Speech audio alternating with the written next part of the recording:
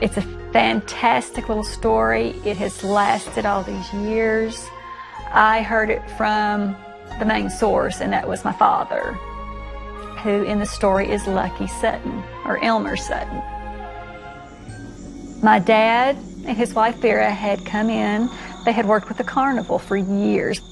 And Billy Ray, which was my dad's friend at the time, and his wife June, they were all together. They decided to come in for the weekend. He wanted to come home, see his mom and, you know, his brothers and catch up and to see how things were going. And the night this occurred, they were all in the house, and there was 11 of them in the house. As the light began to fade, Billy Ray stepped outside to draw water from the well. He saw something shaped like a saucer streak through the sky, trailing a rainbow of color behind it. It settled down in the woods behind the house. When Lucky Sutton came out to check on his friend's seemingly outrageous claim, the two men saw something emerge from the woods. Coming toward them was a glowing 3-foot-tall silver being. Its arms were raised over its head, and it was floating.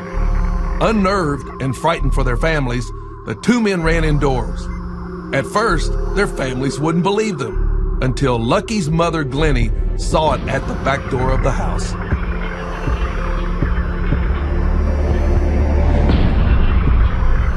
Well, that was it. The fight was on. And so they started shooting, and they had a battle from the time it started till about 11:30 that night, until they finally got a clearing where they could run to Hopkinsville and get help. They had no phone, so that was the only thing they knew to do. By the time the night was over, you had police officers, you had reporters, you had people from Fort Campbell all out there traipsing around land trying to figure out, you know, what happened that night, and they couldn't find anything. The only thing they could find was shotgun shells, of course, hoses, screens in the windows, woodwork shot off, but no bodies. They were coming from everywhere. Magazines were coming out. That night it happened, Kentucky New Era came out. They sent a reporter out then with cameras and everything. People were camping out in their yard waiting for them to come back. People were walking through their house and taking things as souvenirs, and it got really, really bad. My grandmother was a church-going woman that read her Bible, that prayed, that made sure the kids went to church. And her credibility alone with all this was enough to make people believe something did happen that night. And that, just don't think it can happen to one little family out in the country. It can happen to anybody. There is possibly things out here that we don't know, we can't explain. Muy buenas noches y bienvenida a la cuarta entrega de UFOLix. Les agradecemos por acompañarnos nuevamente este jueves a las 22 horas. Aquí veo mucha gente conectada en este momento, así que un fuerte aplauso y un fuerte abrazo para cada uno de ustedes. Como ustedes ya vieron al principio de UFOLix, hoy día vamos a hablar de un evento ocurrido el 21 de agosto de 1951. Hablamos del encuentro Kelly. Pero para tocar este tema, para llegar a más profundidad, no estamos solos. Como ustedes saben, siempre a nuestro lado tenemos una gran compañía. Quiero que le brinden un fuerte aplauso y un cariñoso abrazo a Marcelo Moya. Marcelo Moya, ¿cómo estás? Hola, ¿qué tal, José? Amigos, amigas, ¿cómo están? Acá listo, preparado para iniciar este nuevo programa. Oye, venimos con informaciones, con un caso, bueno, ya prácticamente hacía la tónica de esta serie de capítulos donde hablamos acerca de casos emblemáticos y bueno, hoy en día no es la excepción, vamos pero con todo, vamos a equilibrar, porque esa es la idea, siempre equilibrar la difusión en algunos casos. Y tú te mandaste una frase muy buena, querido amigo José, no estamos solos. No estamos solos. Que bien puede ser interpretada con lo que vamos a tocar también en este programa en relación a algunos videos que están en materia de análisis. Así que, pero vamos con todo, como bien digo. Así que adelante, José, con la introducción de la temática. Muy bien, Marcelo, como tú lo decías, cada vez tocamos temas emblemáticos, temas que han llevado a un desarrollo lento y que se ha mantenido durante el tiempo. Hoy día vamos a hablar del encuentro Kelly. Bueno, Kelly está en el condado de Kentucky, ¿ya? Esto, lo más extraño de todo esto es que todos los casos que hemos estado viendo se encuentran en el centro de Estados Unidos, como en el corazón, podríamos decirlo. Sí. Y siempre como para el lado del campo. Pero para llegar más a fondo con este tema, vamos a pedir que nuestro gran amigo Marcelo nos contextualice como en el orden cronológico de este evento que sucedió en 1951. Marcelo, te doy el pase para que nos explique qué fue lo que Sí. ocurrió. Bueno, exactamente tal cual como dice, un caso que ocurrió allá en Kentucky, un caso que ha traído bastante debate. Me tocó revisar los años atrás este caso, y bueno, algunas personas lo incluyen en el listado de la casuística anómala, por el hecho de ¿Ya? que aparecieron presuntas entidades que estuvieron ahí rondando la casa de la familia de Sutton, de los Sutton. Cerca de las 7:30 de la tarde comenzó todo esto. Fue una noche de terror para algunos. Bueno, cabe destacar que también se hizo una película el 2004 que se llama UFO Monster, Ah, si mal no recuerdo, donde se recrea toda, y parece que estamos viendo alguna escena, si la memoria no me falla. Efectivamente, tal cual como digo, es una serie digamos, de situaciones que se generaron durante la noche. Cabe señalar que todo esto empezó porque el perro de esta familia comenzó a ladrar. Ladraba, bueno, cabe mencionar que la casa estaba situada entre medio como de un bosque, estaba rodeada de árboles. Bueno, sabemos que siempre hay animalitos en todos lados. Y resulta que el perro ladraba, y esto llamó la atención de algunos miembros de la familia. Salieron a mirar y, bueno, de primera no veían nada, pero después, fíjate, con el pasar de los segundos lograron ver ellos dicen, una entidad luminosa que se comenzó a acercar muy lentamente. Uno de ellos, con un rifle, calibre 22, imagínate, opa. le pega un disparo. Exacto, le pega un ¿Ya? disparo. Y ese también es un detalle que vamos a revisar más adelante. Le da un disparo a esta entidad luminosa y esta entidad luminosa se introduce nuevamente en el bosque. Y eso no sería todo, porque luego comienzan a aparecer otras figuras también luminosas. Es otro detalle a destacar, pero esta vez arriba de la casa. Ellos escuchaban ruido, salieron a mirar, incluso en parte de los relatos dice que a algunos de los miembros le aparece como una garra de un pequeño tejado que tenía en la entrada de la casa y le toma la cabeza. Y eso obviamente también genera un disparo. Este caso también fue revisado por los policías de esa zona. No encontraron absolutamente nada, nada de nada, ni siquiera vestigios de algún animal muerto. Porque, ojo, también hay una hipótesis que se maneja en relación a eso. Por eso vamos a ir paso a paso comentando este caso que, como bien digo, quedó en el listado de hechos anómalos, para algunos, no para todos, obviamente. Recordemos que siempre los casos extranjeros los tenemos que mirar de una mirada, digamos, con bastante Ujú. cautela, bastante, muy pausado, para ir reuniendo datos. Y esto también es un consejo para todos nuestros amigos. La idea, cuando estén en presencia de este tipo de información, es poder equilibrar todo, buscar la cantidad de detalles, mejor dicho, para eh, hacerse una idea, es decir, tener, digamos, el informe completo. Y bueno, y fue una noche de terror, dicen estos miembros de la familia, porque de las 7:30 prácticamente hasta las 4, una hora antes que saliera el sol, dice que recibían la visita de entidades que se acercaban a la casa. Ellos obviamente nuevamente disparaban.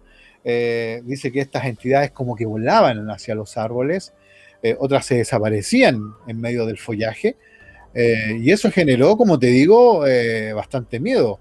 Y repercusión también, obviamente, porque a los días después esta casa fue prácticamente invadida por investigadores, periodistas, por ahí se Mm, habla cerca de 1.000 personas, que de alguna manera, y también es contraproducente contra, digamos, el buen análisis, porque prácticamente contaminaron el área, en el sentido de que si hubieron algún tipo de rastro, fueron prácticamente borrados.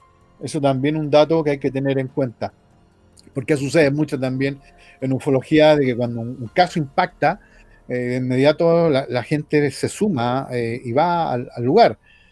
Por eso, a ver, siempre es mejor estar bajo perfil para analizar casos cuando son, digamos, que son muy potentes, como este caso del caso de esta familia. Lo curioso fue que con el pasar de los meses comenzaron a salir algunas hipótesis. Y aquí un poco vamos a jugar al abogado del diablo, fíjense amigos, porque si bien es cierto, la primera hipótesis de trabajo que se manejó en relación a esto fue que habían sido unos búhos. Imagínense Ya, ustedes, perfecto, perfecto. unos búhos, Sí, digamos, de tipo real, que son muy grandes, los que búhos se americanos, si no acercaron, me equivoco, Marcelo, ¿cierto? exactamente, se acercaron a la casa de esta familia. Claro, ahora uno cuando escucha esta hipótesis dice, a ver, pero ¿cómo alguien se va a confundir con un ave siendo una persona de campo? Porque yo, obviamente, estaban viviendo fuera de la ciudad.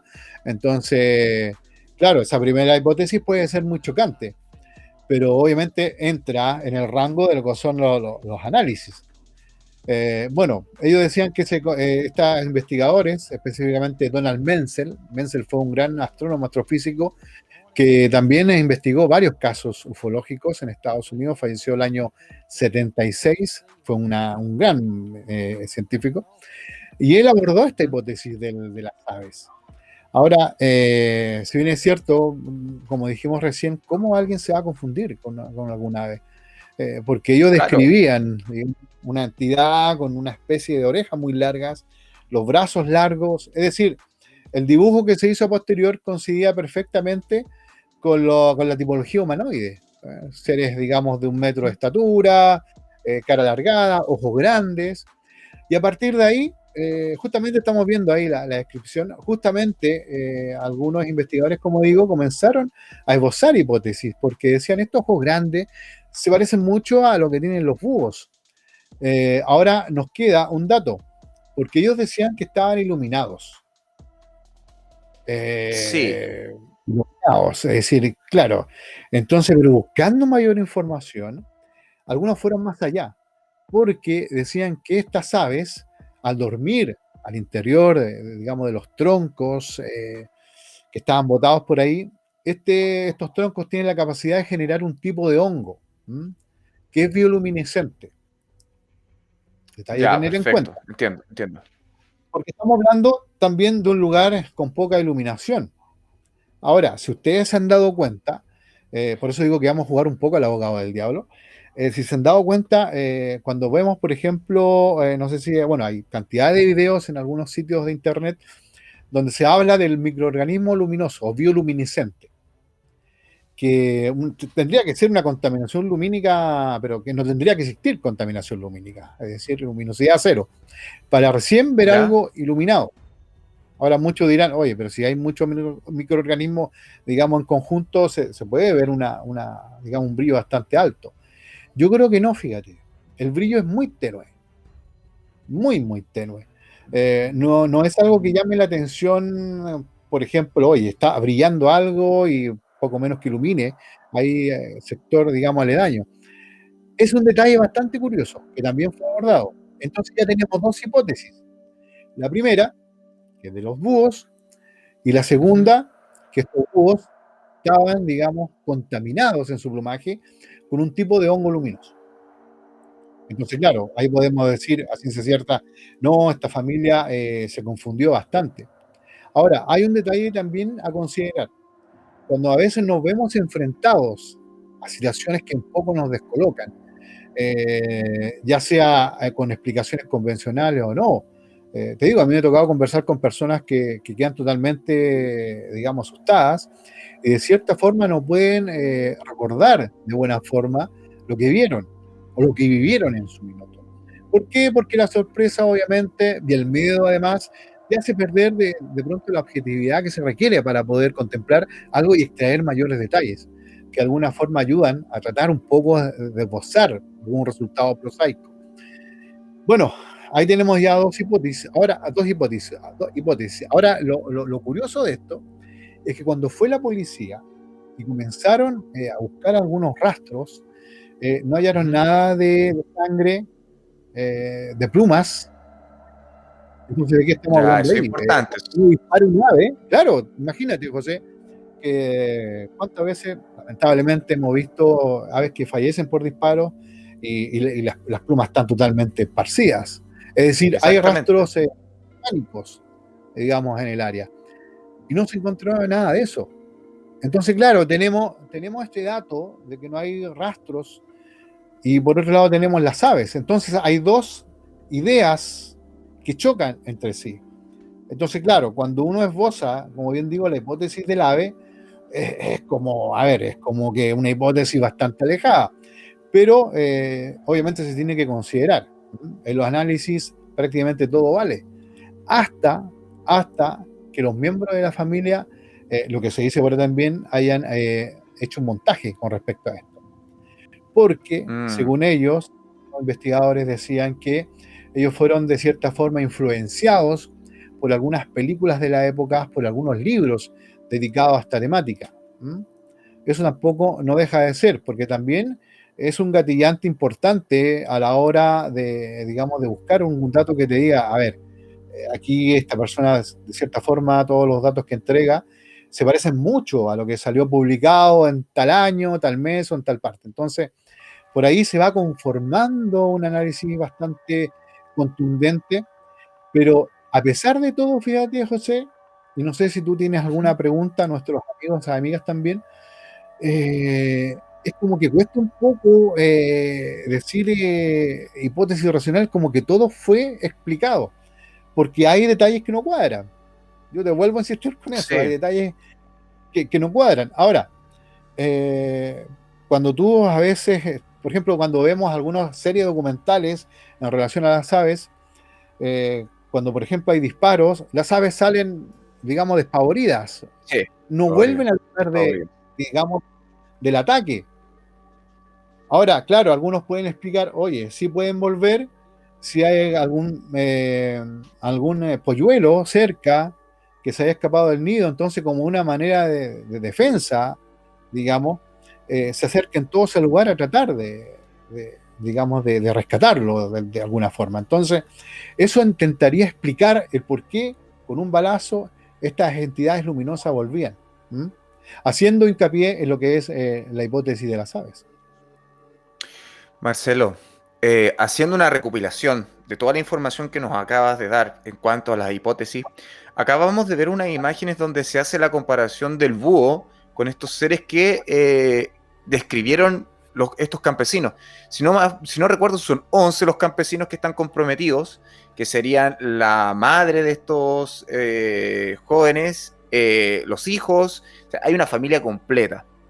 Eh, lo impresionante de este caso, que por lo que mira, aquí estamos viendo la imagen del búho con Mm, la transición del ser que ellos mismos describen.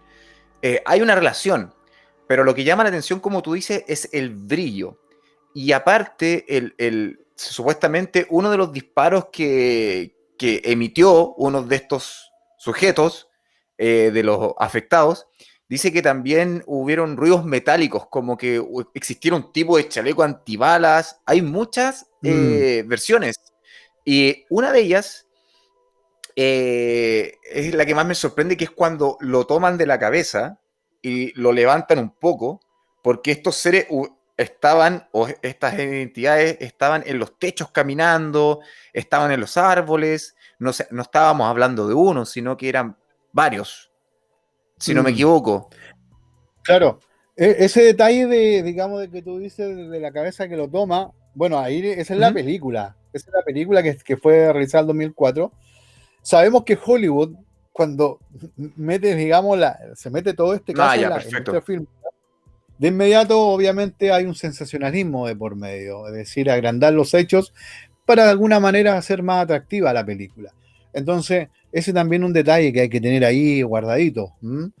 La película, por Perfecto. ejemplo, yo me recuerdo Fuego en el cielo, digamos cuando Sí, se, entre comillas, abducen a Travis Walton Y cuando sale la película Fuego en el Cielo, el mismo Travis Walton dice, oye, la película, la parte donde me veían no fue tan así, o sea, la muestran de tal manera que cuando tú conversas con alguien y hablas sobre abducciones o la temática ovni, se asusta. ¿Por qué? Porque hay una cultura del terror que muchas veces hace más mal que bien. Si bien es cierto, sabemos que el misterio es muy atractivo, pero de poder buscar o analizar cierto caso, a veces el mismo testigo se retrae. Entonces, claro, tenemos nuevamente aquí, volvemos al caso de por qué estas entidades iban y volvían. Lo expliqué muy bien, que es una de las hipótesis. Estamos cotejando Sí. algunas ideas para de cierta forma entender, lamentablemente, a veces el paso del tiempo y el buscar el testigo, digamos, sólido o fuerte o confiable, cuesta mucho. Porque por un lado tenemos toda, como dice un amigo por ahí, que en los 50 era muy común, entre comillas, las denuncias de apariciones de humanoides o entidades, digamos, anómalas. Por ahí el año 55 también se produjo el caso del monstruo de Flatwood, ¿m? Donde también una familia en Ya. el campo ve una especie de entidad bastante grande, digamos, con algunos rangos monstruosos. Entonces, por ahí llegó también a analizar Hynek, y por ahí dicen que fue también una confusión, porque el búho también estaba sobre un tronco viejo y tenía ramas por todos lados que lo hacía aparecer. Mira, pueden Mm, parecer hipótesis bastante burdas en relación a todos estos casos, pero nosotros debemos dejar una cuota, digamos, de veracidad con los casos. No podemos negar a priori.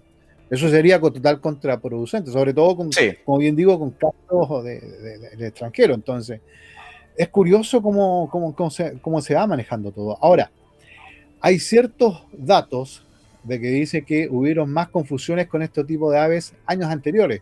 Estamos hablando del año 1908, 1912. Es decir, ya hay antecedentes de personas que se confundían. Porque claro, vemos un ave inmensa, muy grande, que a veces abre sus alas o levanta como sus hombros, tienen estos penachos que parecen orejas, que claro, que muchos hicieron pensar la probabilidad de que aves, en este caso búhos, como bien decimos, estaban rondando esa área. Pero hay un montón de datos a tener en cuenta, si es que nos fiamos en el relato de la familia.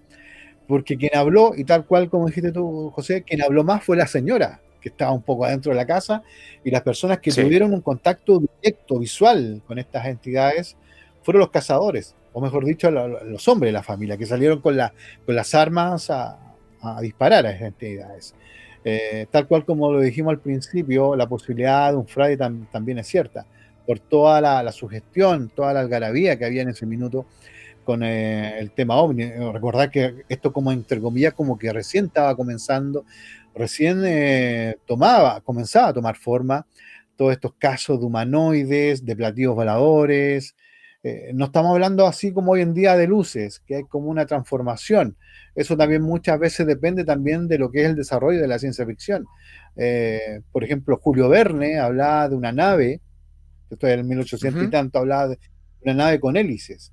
Y después, claro, lo curioso es que salieron reportes con unas naves que no se tenían, digamos, a conocimiento en ese minuto. Entonces, por ahí hay algunos antecedentes que la ciencia ficción, de cierta forma, va elaborando una estructura en la historia del testigo, que bien puede inventar o puede ver, malinterpretar un objeto, ¿no?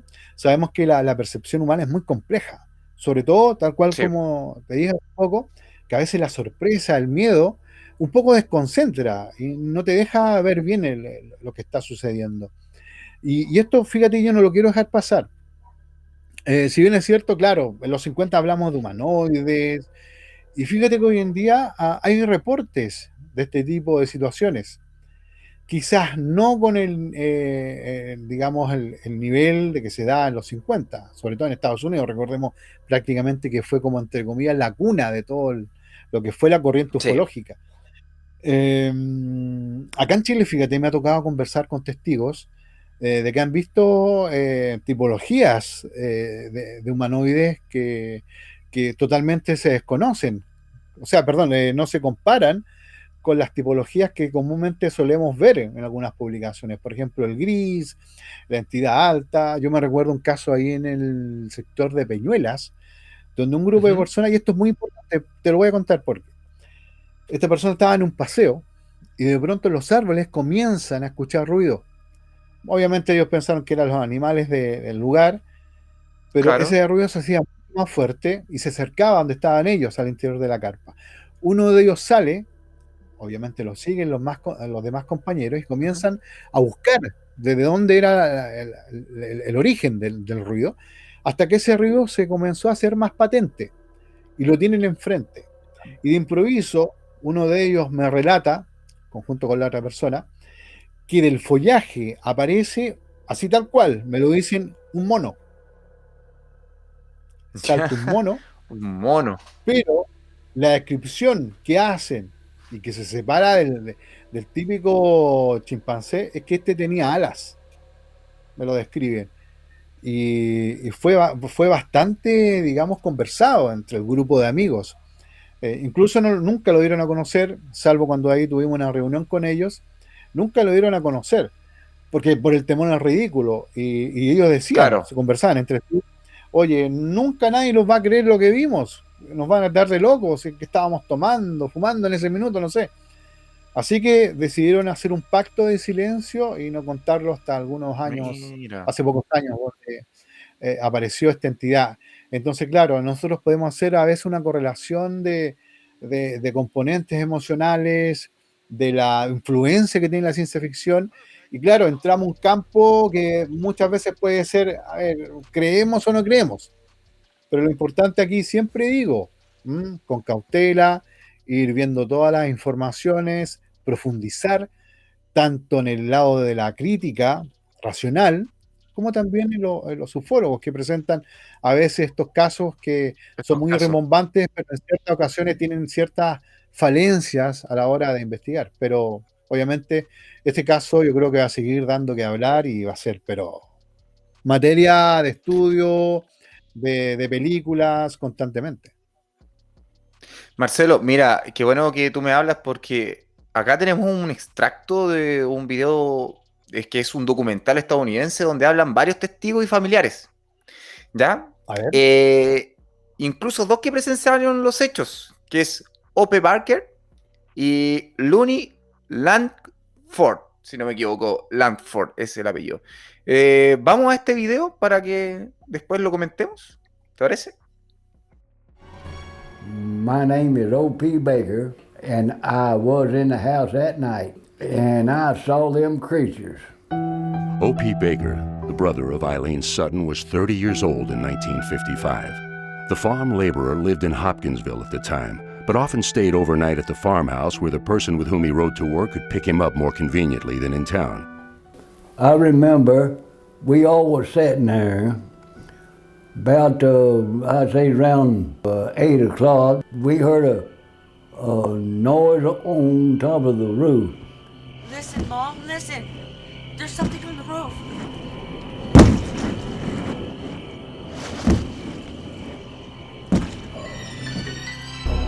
There was one on top of the house on the awning. One of them was scratching on the window. I mean, they were like curious.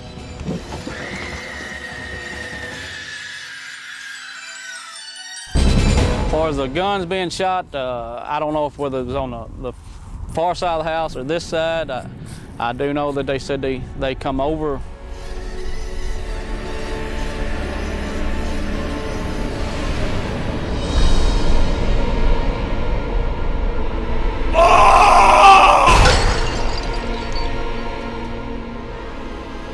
Mama screamed. I jumped up out of the bed and I looked out the window and I saw them. They were about 3 foot tall, had pointed ears, webbed feet and hands, big round eyes. We had great big ears. I mean, big ears. I believe it was a 20 gauge they was using, my father had. I believe Billy Ray had a 22, JC had another shotgun. And they was all three shooting at these things. None of them could make a hit to actually kill one of the creatures.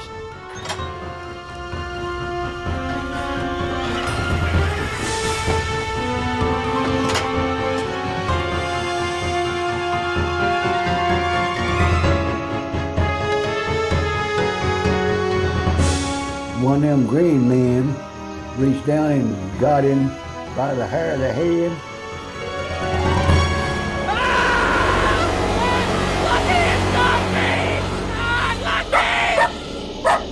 One of the little men picked him up by his hair.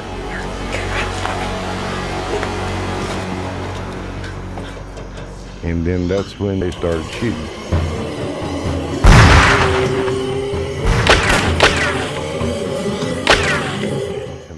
They just never could kill one of them. It just seemed to bounce off.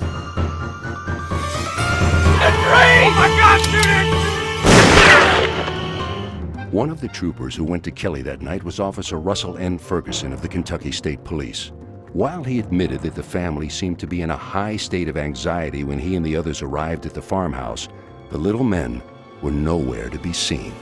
The area was thoroughly walked over, very much so. Behind the house, in the woods, the field behind the house, and around the house.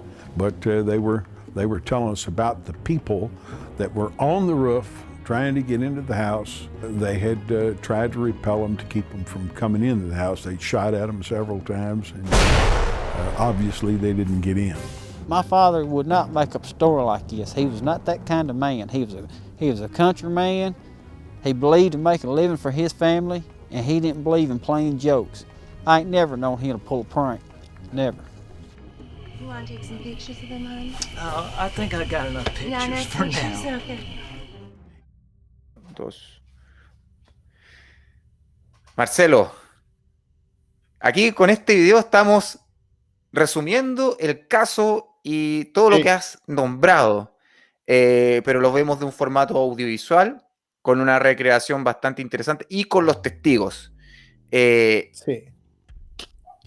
Impresionante, o sea, para mí la cantidad de testigos que existen es un caso que, como tú lo dices, hay que cuidar con todos los detalles que se nombran y ser muy cuidadosos, porque no podemos especular o dar una, ¿cómo se llama? Como un juicio cerrado a esto. Exacto, no hay que, digamos, apresurarse también. Así que, Oye, pero fíjate que hay otras teorías más. Me gustaría que ustedes la mostraran ahí. Hay otras teorías que también se manejan. Vamos, adelante, a ver, vamos. Vamos con eso, Marcelo. I didn't find anything up there except just a bunch of people running amok. They had one specific emotion, and that's from, I think, a pretty wild day. Oh, there was no alcohol there. No alcohol at all, because my mom, she was real Christian and she wasn't allowed in the house. My brothers did drink, you know, but they didn't have anything around the house. There wasn't no alcohol around the house that night. I went to our newspaper files and found the showing of the Shrine Circus here at our fairgrounds for 3 nights, Thursday, Friday, and Saturday, prior to this activity at Kelly. It's certainly possible that monkeys were in that traveling troupe of the Shrine Circus, and it is possible that some of them could have escaped. Some people said it was monkeys from the circus. I didn't know that there was a circus at the time, and neither did my family. There ain't no silver monkeys. How can a monkey be silver?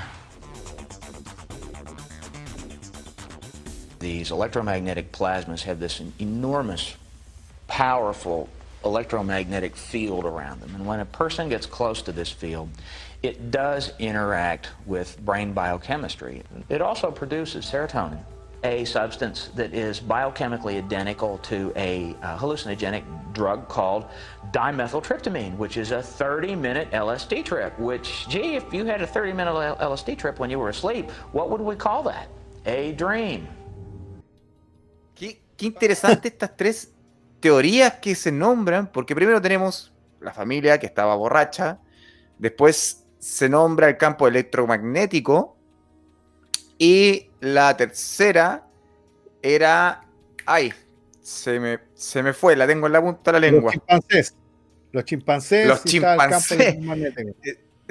Exactamente, del circo, el circo con el que estaba cercano con los chimpancés. ¿Qué opinas tú respecto a estas tres teorías que acabamos de ver?